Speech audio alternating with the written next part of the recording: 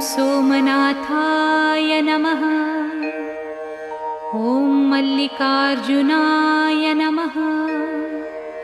ॐ महाकालेश्वराय नमः। ॐ ओंकारेश्वराय नमः। ॐ वैद्यनाथाय नमः। ॐ भीमशंकराय नमः। ॐ रामेश्वराय नमः। ॐ नागेश्वराय नमः। ॐ विश्वेश्वराय नमः। ॐ त्र्यंबकेश्वराय नमः।